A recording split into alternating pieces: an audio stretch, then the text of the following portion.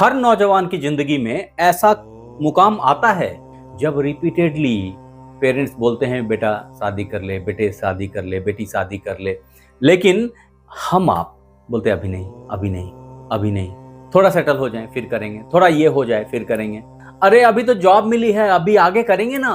ये जो चीजें हैं मित्र, ये टलती चली जाती है फिर ग्रेजुअली, और पता नहीं चलता कब जिंदगी का एक बड़ा पोर्शन नाक के नीचे से सरक गया और आप ऐसे मुकाम पे खड़े हो जाते हैं जाकर के जब आपको खुद बिलीव हो जाता है कि अब आप लेट हो रहे हैं शादी के लिए। बट दिक्कत क्या है कि अगर उस वक्त आपने हाँ कह भी दी तो ऐसा नहीं है कि इंस्टेंटली कहीं कोई आपके लिए लड़का या कहीं कोई आपके लिए लड़की रेडीली अवेलेबल है, खड़े हैं, इंतजार कर रहे थे। पिताजी गए, माताजी गई और पकड़ के लाके दे दिया कि ये रहा बेटा, ये रही बेटी, कर लो शादी। कहने का मतलब ये है कि वक्त बहुत इंपॉर्टेंट है, और वक्त से भी ज्यादा इंपॉर्टेंट कई दफा ये हो जाता है कि आपने सही डिसीजन सही टाइम पे लिया या नहीं लिया। अदरवाइज वो डिसीजंस बहुत नेग्लिजिबल वैल्यू रखते हैं। ऐसे में मैंने कई मित्र बंधुओं को शादी का इंतजार करते हुए कंटिन्यूअस देखा है। कई बारी मेरे पास में कई सारे लोगों के मेल्स हैं, फोन्स हैं, मैं कई सारी कुंडलियां देखता हूं जिसमें बात होती है लोगों से, क्लाइंट से। वो सब बताते हैं कि बॉस मैं शादी के लिए बहुत परेशान हूं। ये सीन आपके साथ में ना आए, इसके लिए आपको कुछ प्लानिंग समय से पहले कर लेनी चाहिए। थोड़ी सी सूझबूझ, थोड़ी सी होशियारी, क्योंकि आप इस डिसीजन को डिले कर सकते हैं, डिसमिस नहीं कर सकते कायदे से। ऐसे में ये इंपॉर्टेंट है कि डिसीजंस राइट टाइम ले लिए जाएं।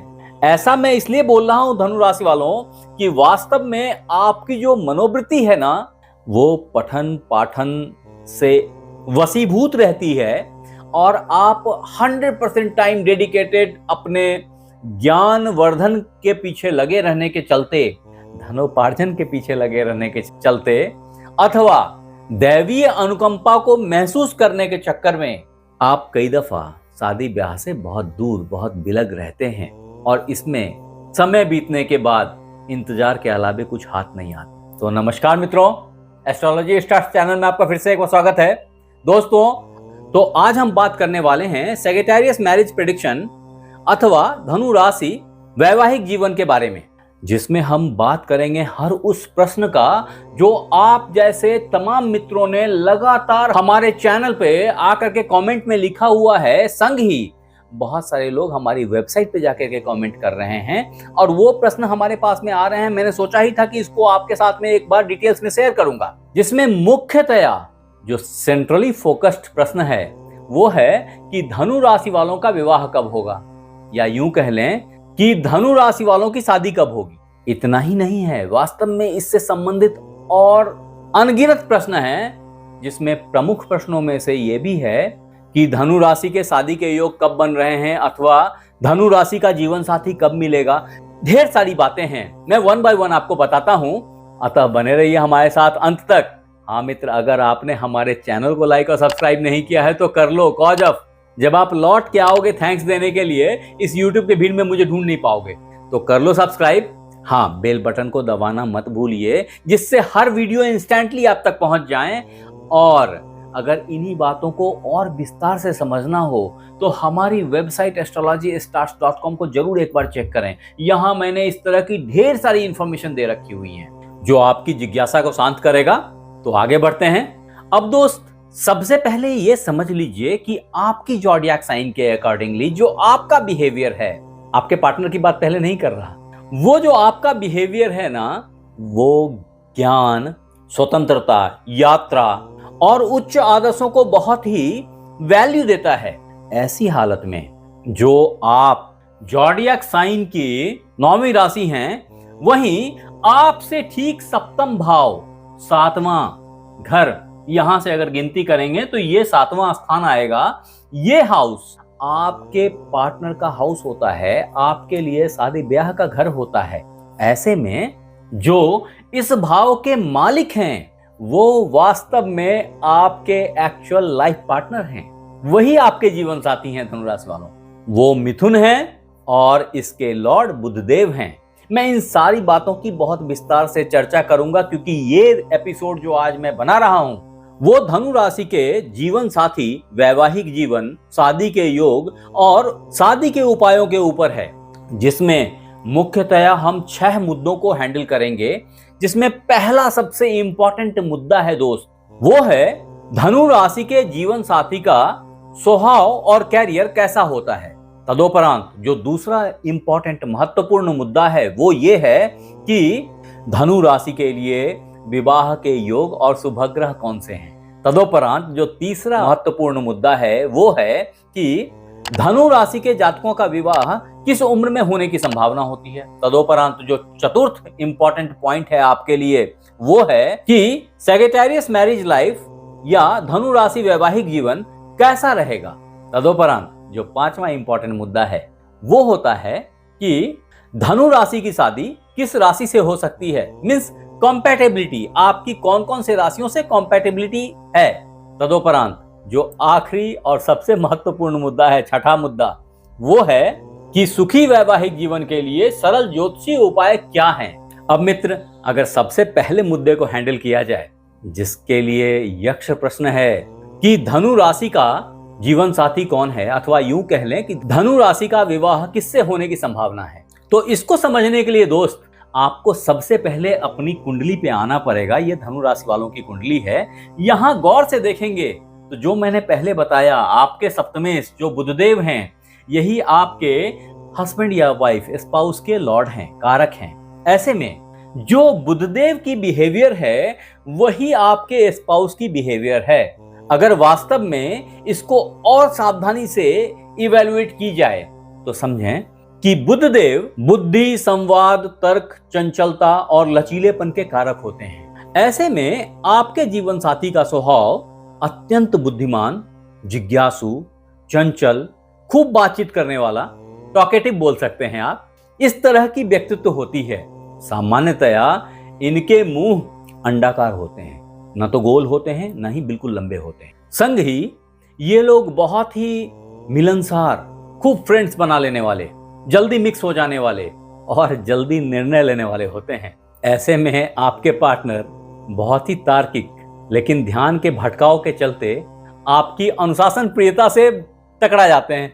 ये एक मौलिक, एक फंडामेंटल बिहेवियर है आपके होने वाले या एग्जिस्टिंग हस्बैंड और वाइफ का। अगर आपने वॉच नहीं किया तो अभी वॉच करके देखिए, आपको दिख जाएंगे। अब मित्र, बहुत सारे पेरेंट्स जिनके बच्चे धनु राशि के हैं अक्सर पूछते हैं मेरे से कि धनु राशि का विवाह किससे होने की संभावना है। अगर मैं सिर्फ इतना गाइड कर दूं तो वो शायद एक सही लाइफ पार्टनर ढूंढ के ला पाएं अपने बच्चों के लिए। ये अभी मैं गाइडेंस ओपन कर रहा हूं आप सबके लिए कि अगर आपके पेरेंट या आप जॉब के अकॉर्डिंगली अपने हस्बैंड या वाइफ का चयन करना चाहते हैं या समझना चाहते हैं कि कहां मिलेगा, किस इंडस्ट्री में मिलेगा ऐसा बंदा या किस इंडस्ट्री में मिलेगी ऐसी बंदी, तो आप ये जान लें कि ऐसे मित्र बंधु आपको अक्सर ही मीडिया हाउसेज में काम करने वाले, आईटी में काम करने वाले, कम्युनिकेशंस या कंसल्टेंसी में काम करने वाले, जहां कंसल्टिंग का जॉब होता है, रोल होती है, ऐसे लोगों पे जो लोग प्रमुख एक्टिविटीज में इन्वॉल्व रहते हैं वो सब बुध से ड्रिवन हैं। यही आपके बेसिकली लाइफ पार्टनर्स हैं धनु राशि वालों। इनकी पत्रकारिता, लेखन, काउंसलिंग ये सब बहुत अच्छी होती है, क्योंकि मैंने पहले ही बताया ये बोलने में बहुत स्मार्ट होते हैं। और ऐसे में अगर आप ये सोच रहे हैं कि आप किसी व्यापारी स्पाउस या व्यापारी लाइफ पार्टनर को सर्च कर रहे थे, तो वो मित्रगण भी इन्हीं जगहों पे काम करते हुए आपको दिख जाएंगे अथवा इन्हीं इंडस्ट्री के लिए काम करते हुए दिख जाएंगे, इंक्लूडिंग जो पब्लिशिंग हाउस हैं, ट्रैवल है, टूर एंड ट्रैवल की एजेंसीज हैं, रिटेल शॉप्स होते हैं, वो भी ये बहुत बखूबी चलाते हैं। उतना ही नहीं है, डिजिटल मार्केटिंग भी एक अच्छा ऑप्शन होता है इनके लिए, और डिजिटल मार्केटिंग के बिजनेस में ये बहुत ज्यादा इन्वॉल्व देखे गए हैं। अगर एक लाइन में कहूं तो आपका साथी बुद्धिमान, होशियार, संचार के क्षेत्र में काम करने वाला, बौद्धिक ऊर्जा से परिपूर्ण, आपकी थॉट को नई किक देने वाला होगा, जो आपकी दार्शनिक थॉट में एक सुखद अनुभूति लेके आएगा आपके लिए। अब मित्र, धनु राशि शादी के योग अथवा धनु राशि विवाह योग कब बन रहे हैं को अगर समझा जाए तो समझें कि मैंने पहले ही बताया कि आपके जो शादी के लॉर्ड हैं वो बुधदेव हैं। अब देखें होता क्या है कि बुधदेव एक ऐसे प्लैनेट हैं जो कि बहुत ही न्यूट्रल हैं। ऐसे में ये जिसके साथ बैठ जाते हैं उसकी ही बिहेव करने लग जाते हैं।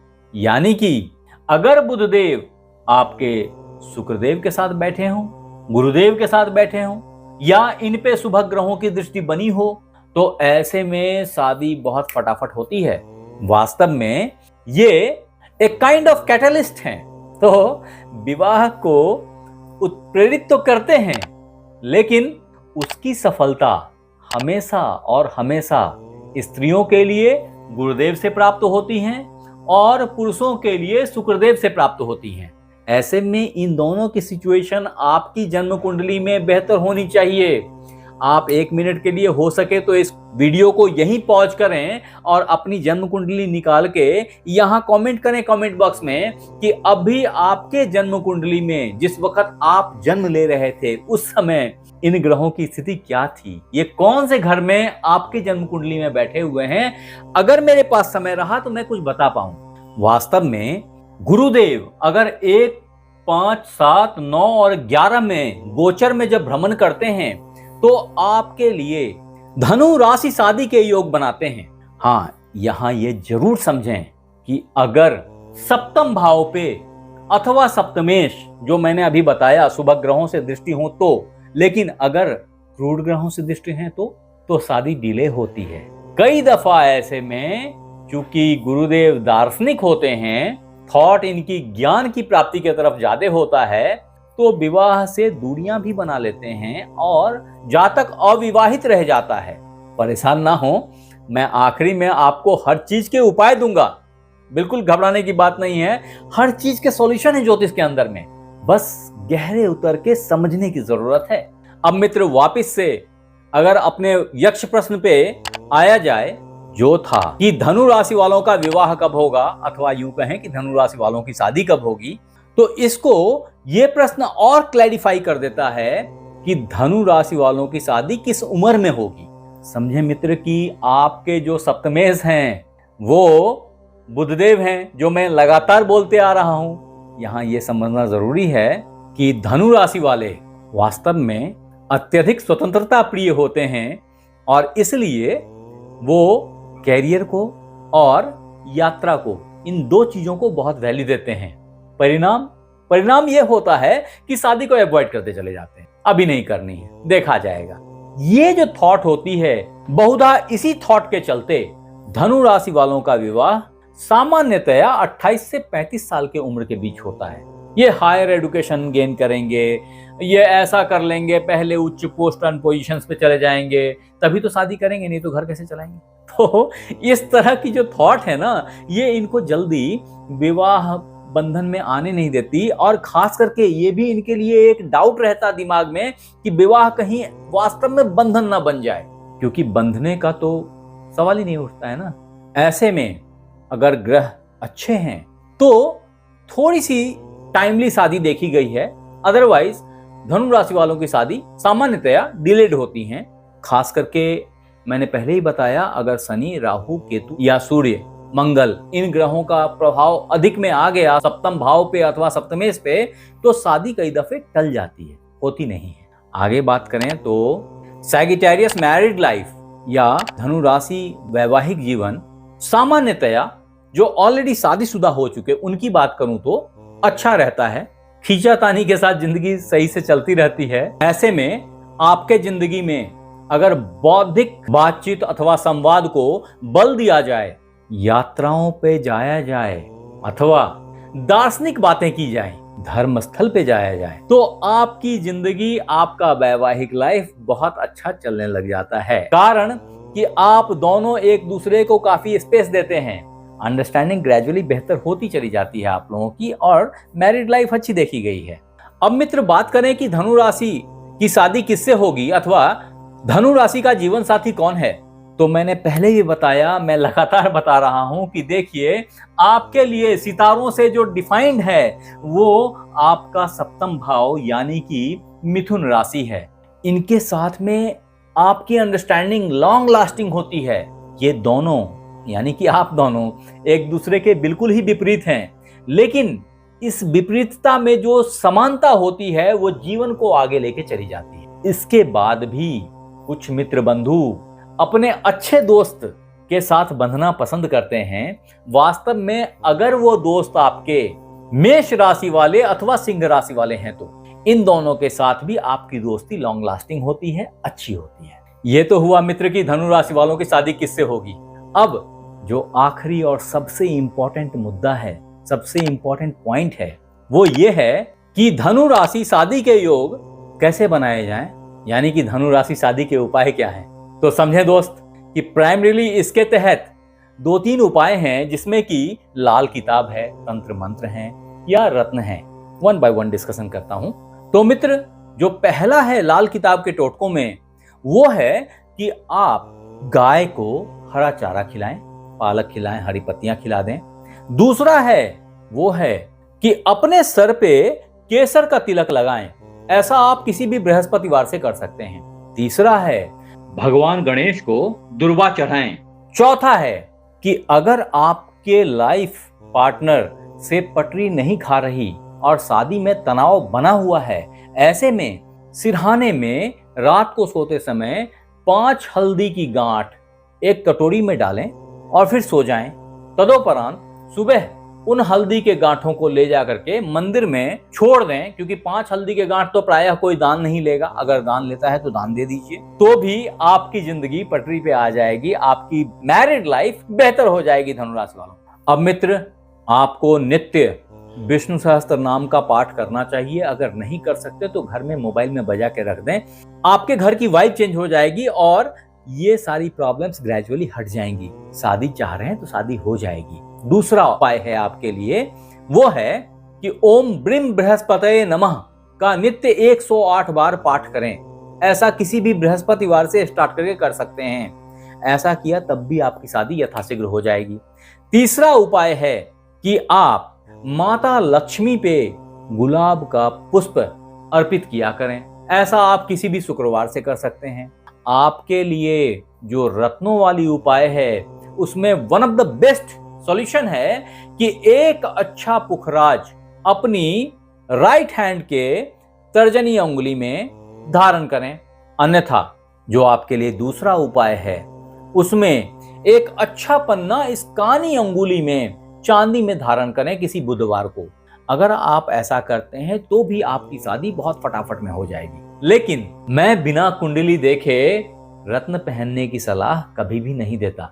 ये थे मित्र हमारे मुख्य जवाब कि धनु राशि वालों का विवाह कब होगा और धनु राशि वालों की शादी कब होगी। इसके संग ही हमने इन सब चीजों को भी बताया कि धनु राशि के सेक्रेटेरियस लाइफ पार्टनर कौन है और धनु राशि वालों की विवाह किस उम्र में होती है।